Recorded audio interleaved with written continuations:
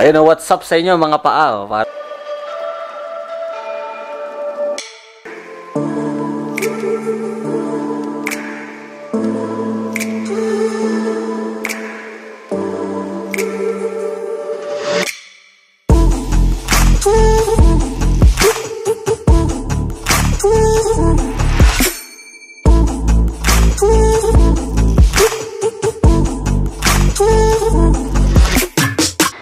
What's up guys? Welcome back to my YouTube channel. So ayun na, panibagong araw, so panibagong vlog na naman to. At kung bago ka pa lang sa aking YouTube channel, smash the subscribe and click the notification bell para updated ko sa lahat na upload ko. Yun lang. At ayun nga guys, bago ko start tong vlog na to, kwento ko lang. Kasi itong araw na to, ito yung araw na nakasama ko yung pinaka-idol ko sa pagsasayaw. Totally na simula yung nag-YouTube siya, gumagawa siya ng mga film na si Kuya Yexel Sebastian. Ayan, nakasama ko sa kanina. At hindi ko rin expect na doon kami pupunta. So, sobrang excited ko nung pagkasabi sa akin, hindi na ako nagdalawang isip. Kaya maraming salamat Sir Boots and sa pagsama sa akin kay Kuya Yexel Sebastian. Kasi pumunta ako sa bahay nila. At ayun nga, nakasama ko siya. Sobrang enjoy, saka nakaka-excite. At ayun nga guys, kasi nung bata pa lang ako, tas lalo siguro mga last 3 years, lagi kong pinapanood yung Okay Lang Yan, okay Lang Yan, part 1, part 2, and hanggang mag part 3. Sobrang inhangaan ko siyang gumawa ng short film. At dun ako na-inspire sa kanya, sa mga ganun, na hindi ko akalain na ngayon na YouTuber na ako, na makakasama ko na rin siya. Kaya sobrang sarap sa feeling na ganun yung mangyayari guys.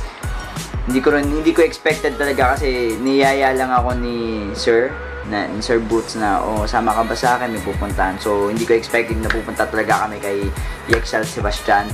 Tapos so, nakasakay na ako sa sasakyan. So yun na, una hindi pa ako naniniwala na pupunta kami kay Kuya Yexel, kasi pero ang daming moment na pinapatawagan ko, kasi gusto ko rin makausap si Kuya Yexel. Pinapatawagan ko kasi sabi ko baka may invite natin sa mga show. Kaso yun nga, sobrang busy rin daw si Kuya Yexel. Pero ayun na nga guys, na sobrang nagtithankful ako kasi nakasama ko si Yexel. Tapos doon pa mismo sa bahay nila.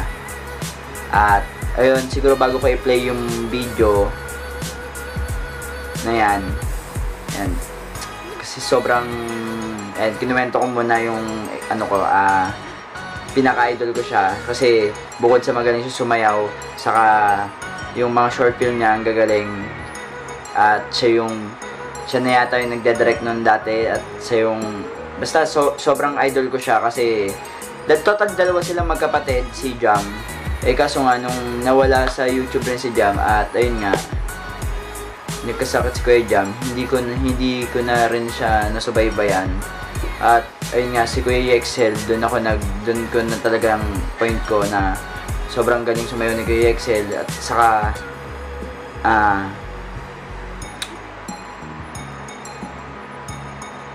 wala na akong maisip. At yun nga, kasi sobrang idol ko si Kuya Yexel, kasi talagang magaling siya sumayaw. Tapos yung mga short film nga, hindi ko expect talaga na ngayong gabi, ngayong araw ay makakasama ko siya guys. Sobrang nakaka-proud lang na ayun, na nakasama ko si Yexel. Kasi saka may bago silang show ngayon, yung short film nila ng Sayaw ng Buhay. Ayan, supportahan nyo yung guys, Sayaw ng Buhay, Yexel Channel. Ayan, ito yung channel niya, Yexel Channel. Ayan. At yun nga, subscribe nyo rin si Kuya Yexel. At abangan nyo yung Sayaw ng Buhay ni Kuya Yexel guys. Mga nanonood sa akin at mga subscriber ko, medyo nagbe-blur tayo pero okay lang yan, kasi nag-auto pa ako yung kamay ko yata, or basta yun na yun. Abangan nyo yung short film ni Kuya Yexel Sebastian, ang Sayaw ng Buhay. Sobrang ganda guys. Kung napanood nyo na yung thriller niya, sobrang nakaka-excite. Saka relate ako, kasi super relate ako dun sa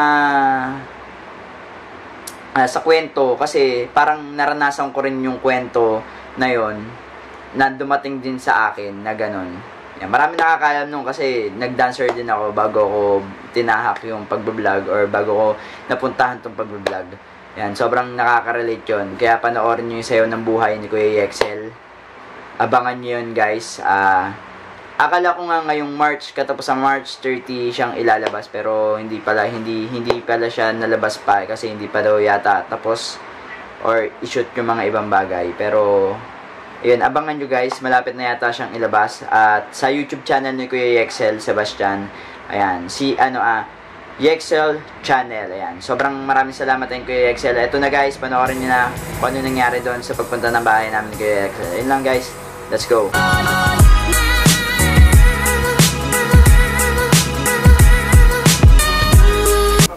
Ayun, what's up sa inyo mga paa? Parang kikong lang to ha. Galing. Dapat dito takatingin. Awa. Para nakikita mo lang yung sarili mo. Nakakaano lang siya, Ayan. Galing. Vloggers. Kaya po yan, si Kwenta yun, may gito.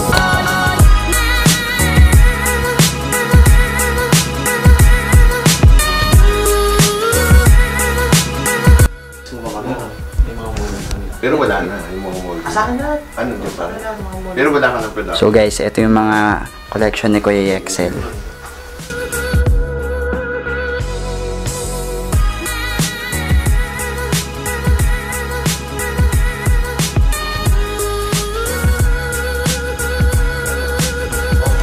So guys, iikot daw tayo ni Kuya Yexel dito sa bahay niya, sa museum.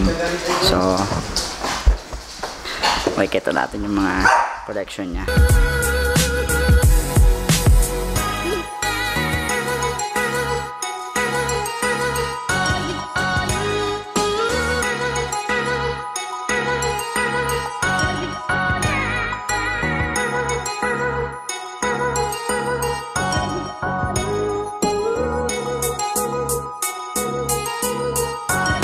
So guys, pauwi na kami.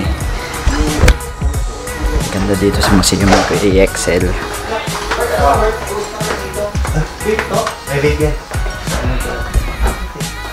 Yung boss ko, balak tumayo ng amusement park. Tatagay ba ito? Hindi. Kasi hinold muna.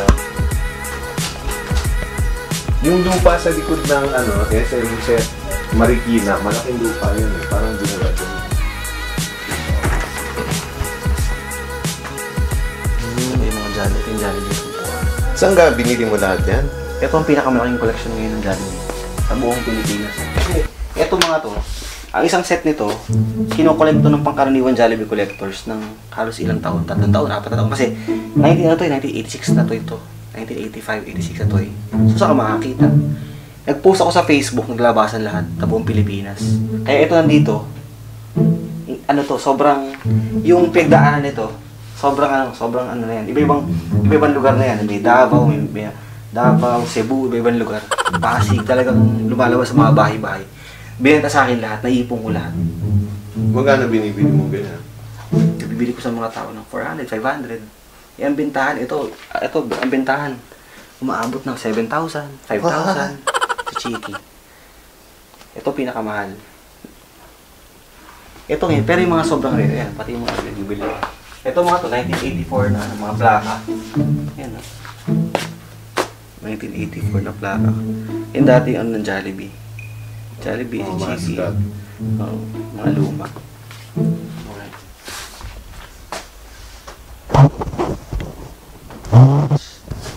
Naka-ano siya, parang naka-document siya na itong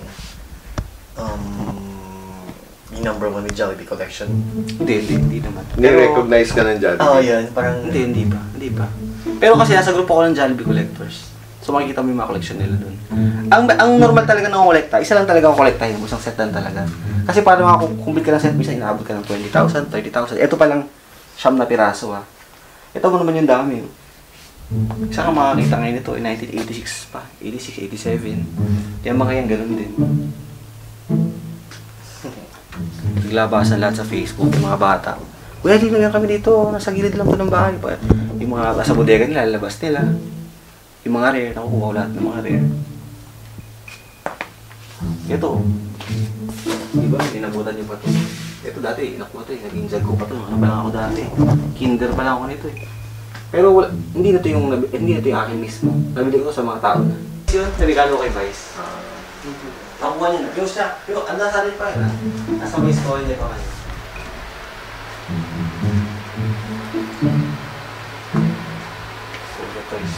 Kaya mo, ano na? Kagada.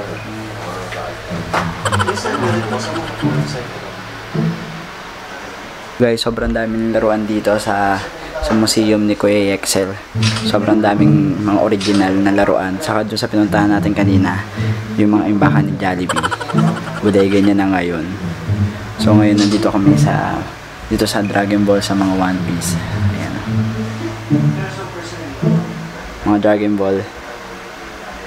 Sobrang dami mga kakaiba yung mga ano nila.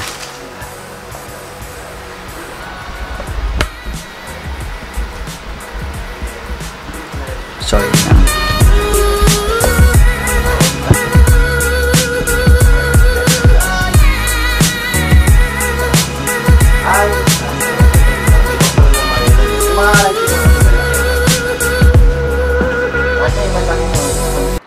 At ayun na nga yung nangyari guys. So, napanood nyo na yung mga clip na kuha ko dun kay Kuya Excel. Hindi ko siya nang gano'n ka na-interview kasi medyo nagmamadali. Pero ayun na, thankful na ako dun sa konting oras na yun. At sobrang masaya na ako kasi nakasama ko yung isa sa pinaka-idol ko sa pagsasayaw, si Kuya Excel Sebastian. So ayun lang guys, maraming salamat sa panonood and good vibes lang tayo, and huwag nyo kakalimutang like, share, and subscribe, and click the bell button para updated kayo sa lahat ng upload ko. I-notification nyo guys, i-click nyo yung notification para every upload ko, ayan, nagna-notify sa inyo yung mga video ko. Ayun lang guys, maraming salamat, and good vibes, and peace all. Ayun lang, and bye-bye.